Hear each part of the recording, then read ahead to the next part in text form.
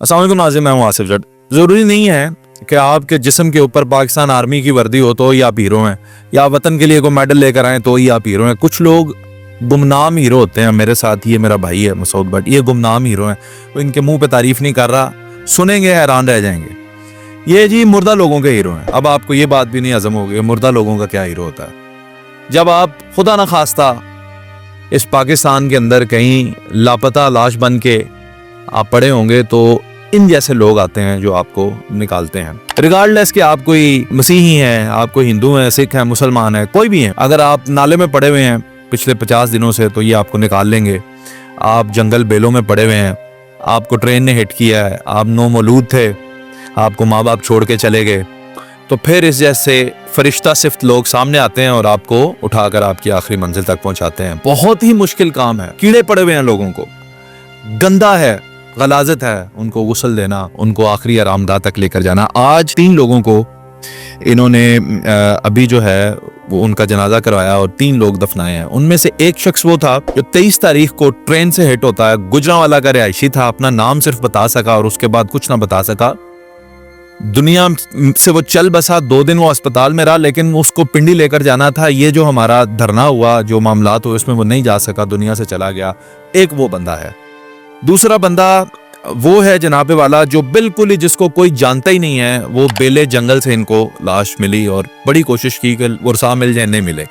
तीसरा अस्पताल के अंदर एक बच्चा है जो नौमौलूद है, पैदा होता है और ऐसे ही माँ बाप छोड़कर चले जाते हैं, वो दुनिया से चला जाता है और ऐसे ही छोड़कर लावारिस चले जाते हैं। अब ये मेरा वतन है, ये मेरे वतन के मजालिम है, आपको पता है कि यहाँ पे क्या होता है। और ये इन 3 लोगों के बाप बन के, उनके घर वाले बन के, उनके दादा बन के, उनके रिश्तेदार बन के उनको यहाँ पे लाके दफना रहे हैं। क्या अजर है इनका, क्या मुकाम है माशरे में, ये आप लोग अपने कमेंट्स के जरिए इज़हार कीजिएगा। मैं थोड़ी सी गुफ्तगू करता हूँ। अस्सलाम वालेकुम भट्ट साहब। वालेकुम अस्सलाम।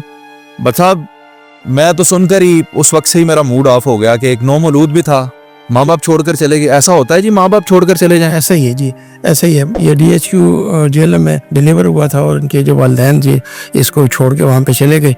फिर वो डेड बॉडी हमारे हैंडओवर हुई तो आज हमने आपके सामने इसको तदफीन इसकी कर दी। 22 साल में तल्ख से तल्ख हकीकत जो देखी आपने, कुछ 2-4 वाकयात मुझे बताएं, कहाँ से बंदे और कैसे कैसे हालत में। एक दफ़ा हमने जंगल से एक शख्स की लाश उठाई, हमें नहीं पता कि वो मर्द है या वो औरत है, तो उसकी हड्डियाँ थी।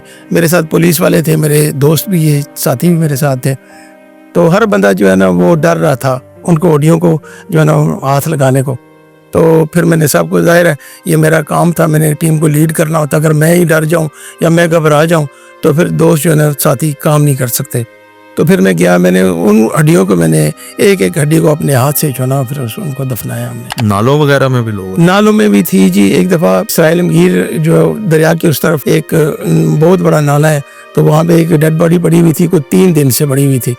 तो उसमें ये था कि पुलिस का मामला था आपस में कि ये इलाका झेलम का है या सराइलमगीर का है। तो जब मुझे इतला मिली, हम गए, मेरे साथ मेरे दोस्त थे माजिद मीर साहब थे। उनको पता है कि उस वक्त ब्लैकबेरी नया नया आया था। तो मैंने मीर साहब से कहा, मैंने कहा मीर साहब आप इसकी वीडियो बनाएं। तो मैं जाता हूँ जहाँ पे मैं डूबा, आपको इतना तो पता होगा कि मेरी लाश वहाँ पे पड़ी है। तो मैं वहाँ पे कूद पड़ा।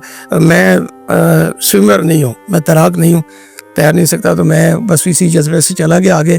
जब मैं पहुंचा तो आप यकीन करें, मुझे नहीं पता वो पानी कितना था, लेकिन मेरे घुटनों से आगे नहीं आया पानी।